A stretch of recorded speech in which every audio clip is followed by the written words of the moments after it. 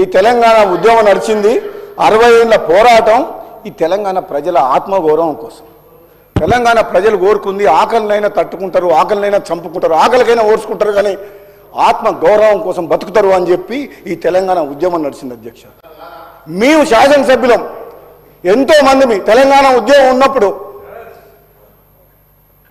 మా సొంత పార్టీని ఎదిరించి కూడా పార్లమెంట్లో తెలంగాణ గొంతు వినిపించి తెలంగాణ తీసుకొచ్చినాం అధ్యక్ష. మాకుండదా అధ్యక్ష? మమ్మల్ని ఎన్నుకున్న ప్రజలు, మాకు ఓటేసి గెలిపించిన ప్రజలు ఎంపీగా ఎమ్మెల్యేగా గెలిపించినప్పుడు వాళ్ళు అడుగుతుంటే వాళ్ళకు న్యాయం చేయాల్సిన బాధ్యత శాసనసభ్యునిగా నా మీద ఉండదా అధ్యక్ష?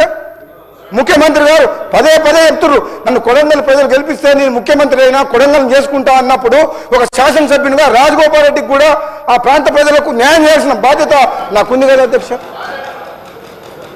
నేను అదే అడుగుతున్నా అధ్యక్ష. మన ఉత్తమ్ కుమార్ రెడ్డి గారు lift irrigation schemes full Huzur Nagar మొత్తం. హుజూర్ నగర్ లో ఎకరా భూమికి సాగునీరు అధ్యక్ష. హుజూర్ నగర్ లో ఎకరానికి చిన్న లిఫ్ట్లు 5,000 ఎకరాలు అంటే ఒక లిఫ్ట్ పెడతారు అధ్యక్ష.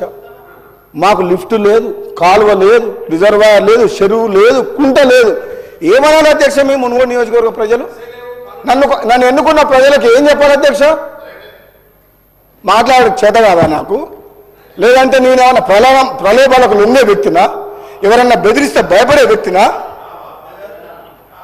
దేనికి భయపడని వ్యక్తిని, ప్రలోభాలకు లొంగని వ్యక్తిని మన ప్రభుత్వం ఉండి శాసనసభ్యునిగా నా ప్రాంతానికి అన్యాయం జరుగుతుంటే నేను మాట్లాడకుండా ఉండడం నేరం అధ్యక్ష.